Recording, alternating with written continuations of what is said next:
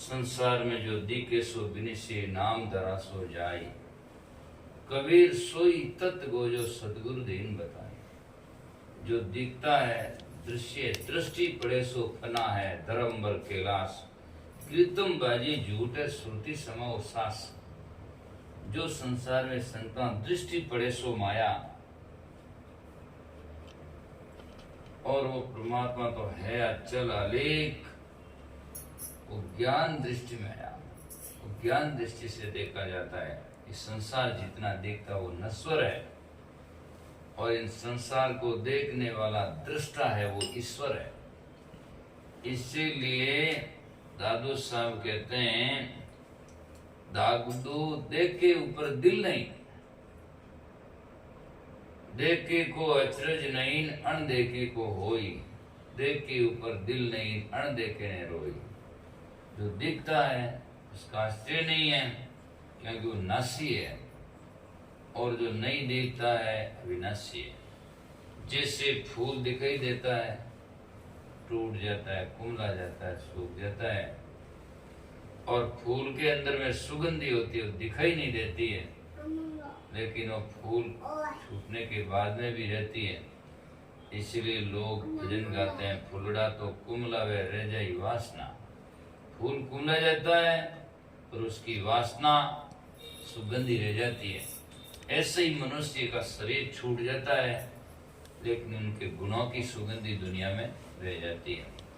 इसीलिए संत महापुरुष कहते हैं, जो छूटेगा उसके पीछे क्या पड़ना, तो क्या करना चाहिए।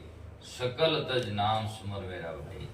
सबको छोड़ करके एक नाम भजन कर, सुमरन कर, चिंतन कर, ज्ञान नहीं छोड़ेगा एक दिन जबरदस्ती छूट जाएगा। छूटना तो है ही है। उससे बढ़िया है कि हम पहले सचेत होकर समझ कर छोड़ दें।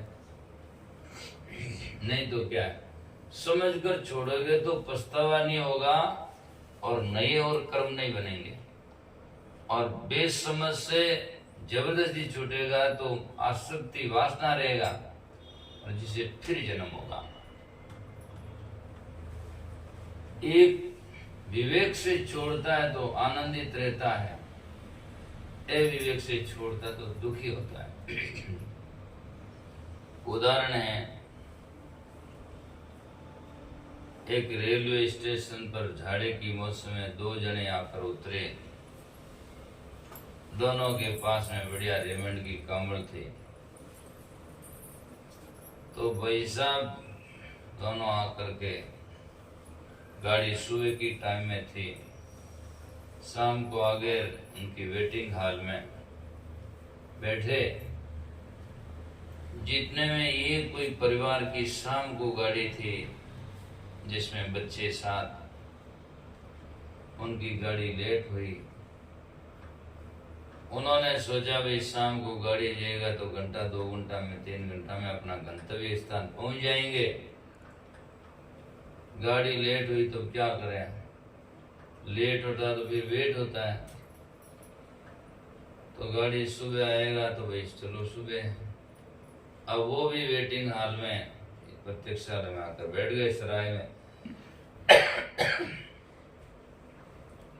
ज्यों ज्यों रात ज्यादा बीतने लगी और ठंड पड़ने लगी, तो पुरुष लोग तो मजबूती से बैठे, और उनके 2 बच्चे थे वो ठंड से रोने लगे। क्या करें, तो एक आदमी को दया आई, क्या हम तो जवान हैं, बैठे बैठे रात निकाल लेंगे, इनको दे दें, बेचारे बच्चे रो रहे हैं। तो उसने खुशी से अपनी कमर उसको दे दी, और उन बहन से कहा, ले बेटी ये कमर लो और बच्चों को उड़ाओ और अच्छी तरह से पोड़ाओ, ठंड पड़ रही है। तो उसने प्रेम से उसको दे दिया। जब दूसरे ने देखा तो यार कैसा पागल आदमी है, खुद तो ठंड में मर रहा है, ठंड लग रही है, और अपना साधन दूसरे को दे दिया, मैं तो नहीं दूंगा। वो अपना जा करके सजना सो गया, कंबल ओढ़ करके। और रात ज्यों ज्यों ठंड पड़ने लगी तो कंबल भी क्या ज्यादा ठंड थी, और ज्यों ज्यों ठंड होता है तो फिर जाकर के सजना आदमी यूं संकुड़ जाता है, टेढ़ा होने लगता। हमारे सूरदास जी कहते थे एक बात कि आदमी शाम को सोता है तो सीधा सठ लंबा सीधा सठ, और आदि ने कबाण कट, आधी रात है जो कबाण है जो या पग ना टेढ़ो हो जाए, सामरा सोवे सीधा सट, आदि ने कबाण कट, दिनुगा ने गोल गट दिनुगा ने मुंडो माथो एक जगह जाए ठंड लगे। तो ज्यों ज्यों वो सुबह की टाइम में गोल गट वियो, उनके एक चोर आयो, वो एकदम खींच कमर लेन भागा, जितने में भाई साहब आ गया बोलन जगह जीते तो वो लेन भागा। अब वो भागा तो क्या कंबल कंबल ले गया, क्या करे। अब सजना शाम को दोनों जन आए तो दोनों के पास में कंबल थी। अब सुबह की टाइम में दोनों के पास में कंबले नहीं है, पर एक तो बड़ा खुशी से बैठा है तो उसने हाथ से दिया, वो खुशी से बैठा है, और एक ही जबरदस्त कांवड़ छीन ली, वो रोता है मेरी कांवड़ चली गई। कांवड़ तो दोनों की गई है, और एक हर्ष में बैठा है और एक रो करके बैठा है। ये तो एक उदाहरण है।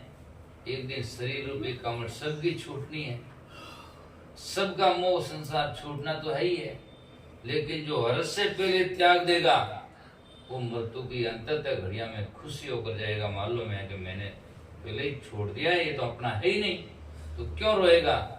और जो जिंदगी भर अपना अपना करता जाएगा वो लास्ट में छोड़ते वक्त में छोड़ना तो चाहता नहीं, लेकिन मौत आएगा तो जबरदस्ती छुड़ा देगा और फिर रोता रोता जाएगा।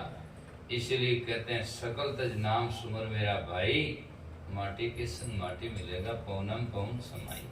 शरीर तो छूट जाएगा, पंच तत्व में विलीन हो जाएगा, और आत्मा तो सजना कर्मों के अनुसार फिर जन्म पाएगा, वासना रह जाएगा। और जब वासना छूट जाती है ज्ञान से तो फिर कल्याण हो जाता है, फिर जन्म मृत्यु के चक्र में नहीं आता। आज हम मारवाड़ से निकलते हैं, सीधा जहाँ अपना है वहां आते हैं, और बीच में भी कई शहर आते हैं जहाँ अपना नहीं, कोई नहीं रुकता कि अपना कोई नहीं। मनुष्य तो बहुत है, वहां भी भीड़ है, लेकिन क्या अपना कोई नहीं। जहाँ अपना रहता है वहाँ हमारा सपना रहता है, और वहाँ आदमी जाता है। ऐसे ही जीव शरीर छोड़ते वक्त भी जहाँ वासना रहेगी वहीं उनका जीव का जन्म होगा। इसीलिए वासना बीज भस्म कर डालो, बिरे विराग जगा के, उलट देख स्वरूप देश में तुम गुरगम चश्मा लगा के, अब तुम मत करड़ापन राके, अरे मरता क्यों नहीं मूर्ख अनाड़ी, समझ कटारी खाके।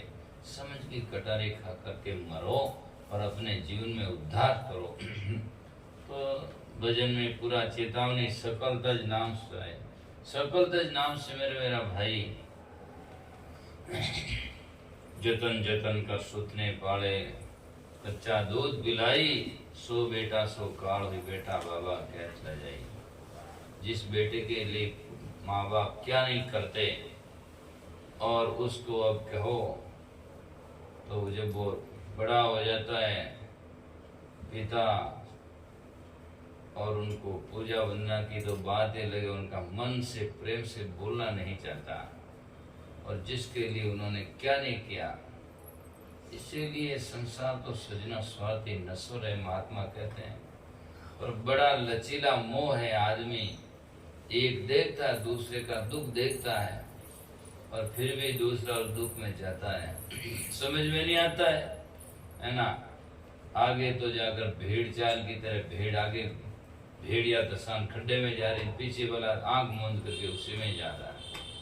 आज संसार में कौन सुखी है। इसीलिए कहा क्या भजन कब करोगे। और भजन संत महात्मा कहते हैं बरस 50 कमर वही टेटी, सोचत खाट पड़ियो। अब लड़का बोवर बोली बोलेगे बूढ़ियो मरनी गए, हाँ बूढ़ियो कद मरी, है ना। और मरे तो अपने हाथ में क्या आवे। इसीलिए कोई इस किसी का नहीं है। बच्चा अच्छा काम करे तो मेरा तो बेटा श्रवण बेटा है ना। और बच्चा भी कहता मेरा तो पिता पिता है भाई। यार ठीक नहीं करता तो बाप कहता है तो कंस है। और पिता भी कहता ये नहीं मेरा कोई वंश है, मेरी बात मानता नहीं है। तो कोई किसी का नहीं है, केवल स्वार्थ है, अपना अपना नहीं, बिल्कुल सपना है। जिस दिन आँख खुलती है लास्ट में फिर हाथ में रहता नहीं है। इसीलिए जब तक समय है तब तक सचेत हो जाओ, ये हमारी समझदारी है। पानी तो वैसी नदीरों जारियो है और रोक भी नहीं सकता, रुकना भी संभव नहीं है। लेकिन बहता पानी जाते धो सितम भी हाथ। पानी तो बहता जा रहा है, सितम भी कहते जल्दी। उसमें पानी तो रुकना तो वैसे ही नहीं है, उम्र रुकनी तो वैसे ही नहीं है। रुपया पैसा धरने की बैंकें हो गई है, गहना जेवरात भी बैंकों में धरे जाते हैं, गाड़ी मोटरों के भी कागज बैंक में धरे जाते हैं, प्लाट भी धरे जाते हैं। पर सजना इस समय को और उम्र को धरने की अभी कोई बैंक नहीं हुई है कि जहाँ ले जाकर धर दें और बाद में उसको किसी के दूसरे के लिए उपयोग कर दें या रोक दें। ऐसा कोई विधान नहीं है। प्रति क्षण बीतता जाता है और एक दिन समय बे जाएगा, बाद में भजन नहीं किया हो तो केवल सिर्फ पछतावा आएगा, कुछ नहीं हो सकता है। इसलिए झूठी काया झूठी माया झूठा लोग लुगाई, एक कभी सुनो भी संता तो झूठ जगत बताई। सिर्फ झूठ है फिर भी झूठ को सच मानते हैं और उसी में पूरी जिंदगी देते हैं।